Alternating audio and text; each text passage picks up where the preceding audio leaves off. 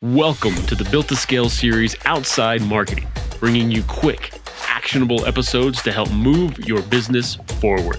Here's your host, Craig Severinson. What's up, everybody, and welcome to episode 25 of Outside Marketing.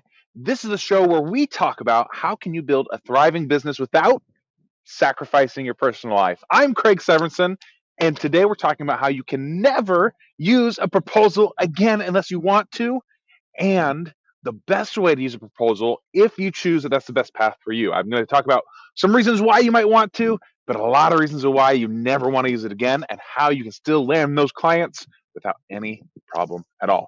As always, if you're enjoying this content, check out builttoscalehq.com. That's where the big, whole, complete podcast lives, Built to Scale. And we have high quality interviews with entrepreneurs about how they're growing their business.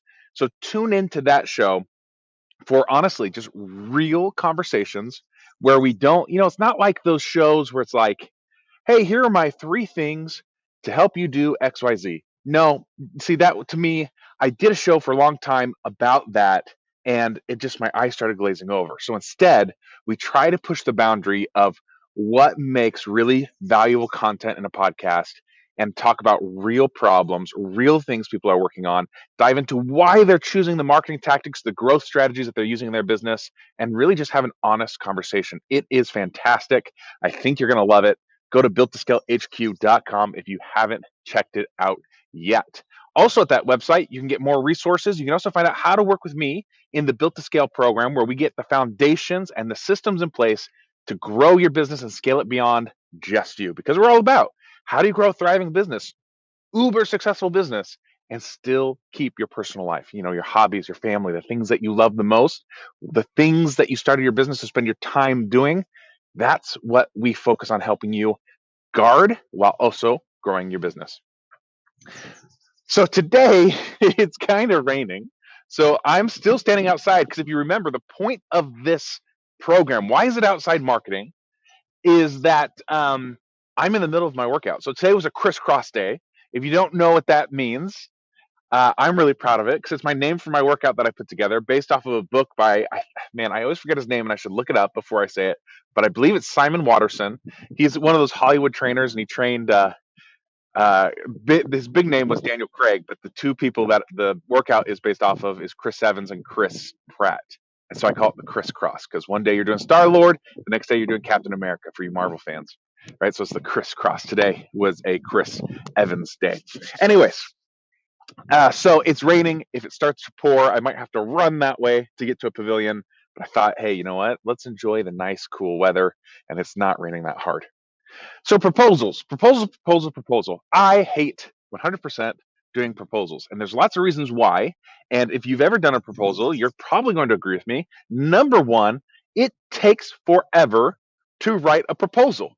You spend hours and hours creating this proposal, right? So that's problem number one. Problem number 2 is that then you send it to your client or to the prospect, right? And they look at it, or maybe they don't. They don't say anything. You never know if they look at it or not. And then to get them to respond is like pulling teeth, right?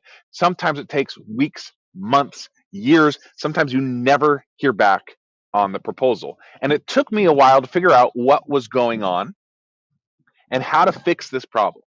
So what's going on the other side of the experience is what's causing all the problems, right? So you're creating the proposal. It takes time. It sucks, right? But you work so hard on that proposal and then you send it off and you know what your client does. They're busy, right? They see the email come in.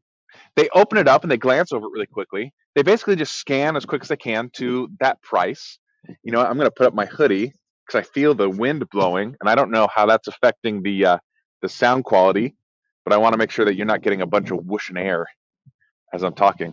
So they scan through, they find the price, and they make a snap judgment. And without context, the price is always wrong. I want to say that again. Without context, the price is always wrong. That's why on a sales call, on a sales page, on a landing page, wherever we're making sales, we're always going deep into why you want to do this and the benefits to doing it. Because with context, sales flourish. Sales love context. But when you send that proposal via email, there's no context. So they look through really quickly. They see the price. They either go, oh, that's a lot more than I thought, or they go, oh, okay, let me think about that. And then they close it out and then they move on and they don't ever make a decision because, along with sales loving context, human beings don't like change and making decisions. We need help making decisions. So those two things cause a bunch of friction and a bunch of resistance in your clients, and they end up not moving forward. And then when you're reaching out to them, they're feeling guilty that they haven't given you a response, that they haven't made a decision.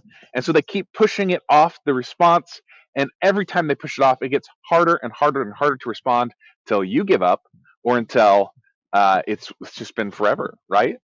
So that's what's happening with a proposal. So the solution, well, I have got two solutions for you, but the big one, the one that I would really love for you to embrace, is to ditch the proposal altogether.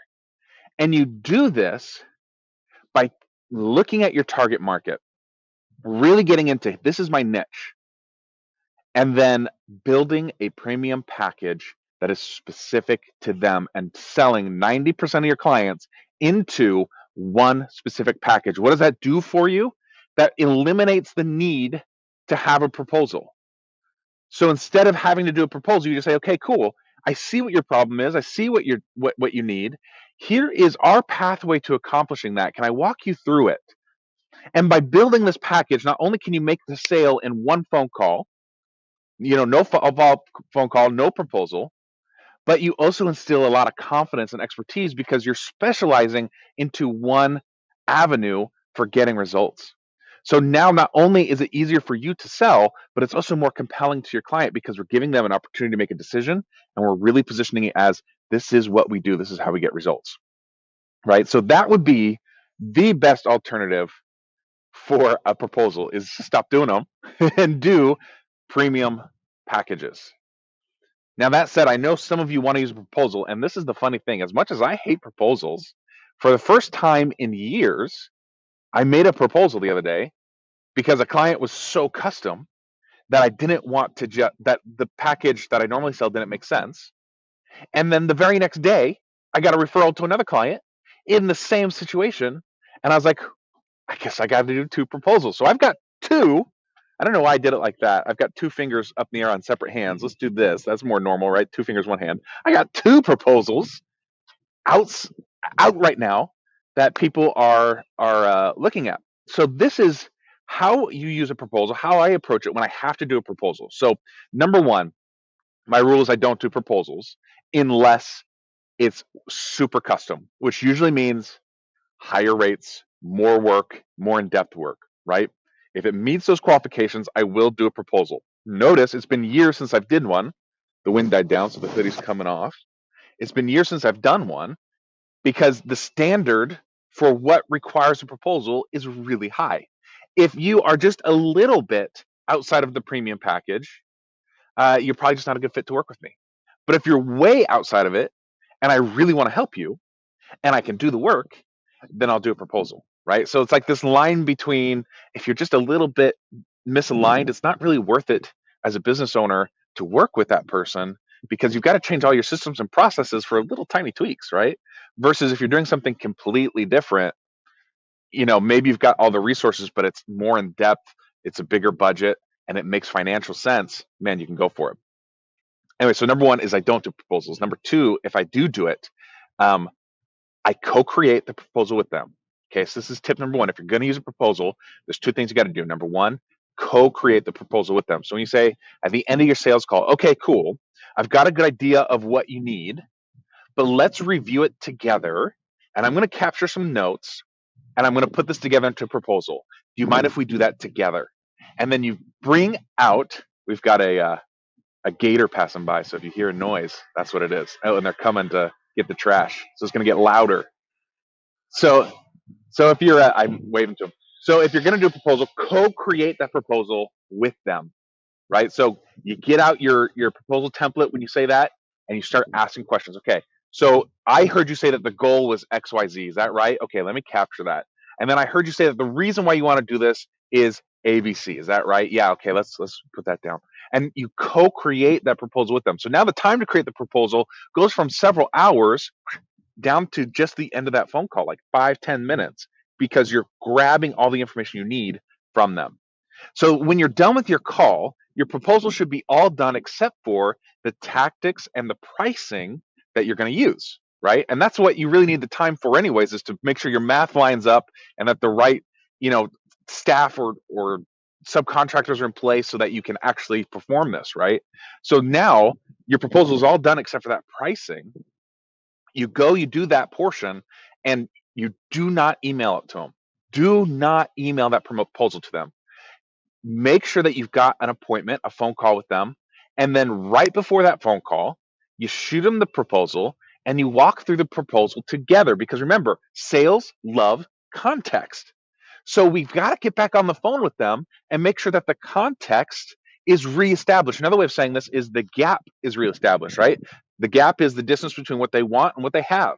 So we've got to reestablish, what is the context? Why are we doing this? What is that gap that we're trying to solve and accomplish? And then once we have that, we can go to the proposal and say, okay, here's what we think will get you there. Now, another thought, this one is more about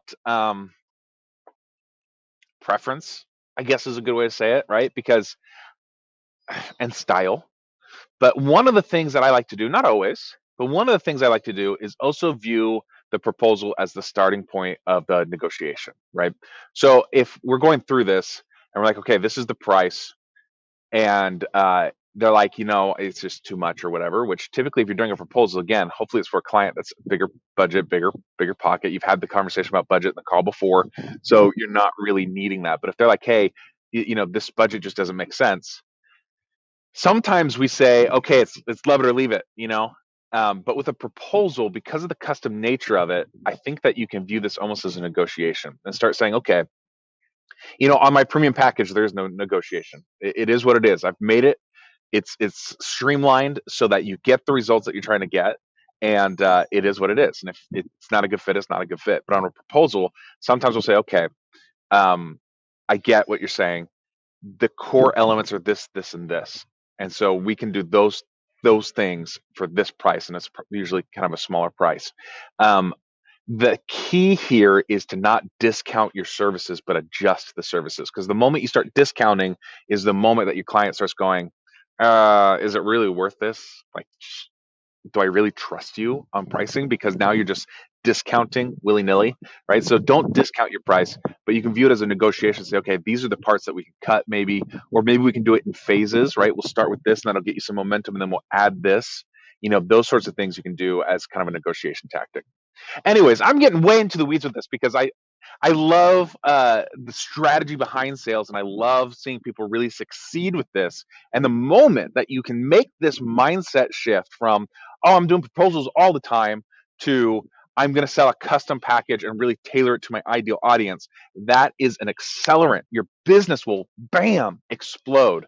And let's ditch the proposals unless it's just an every once in a while thing. And don't even get me started on RFPs. Man, those things are the worst, right? And government RFPs, there's another level of awfulness, right? All right, guys, that's what I got for you today. Man, it is Friday. It's gorgeous outside. It's going to be hot and humid today here in Missouri, though, so I'm not looking forward to that. But right now, I'm going to go finish my crisscross workout. You take some fast, focused, imperfect action. And until next time, I believe in you. I got your back. We'll talk soon, guys. See you later. Thanks for joining us. To check out all the Built to Scale episodes and to see how Craig can help you in your business, go to builttoscalehq.com.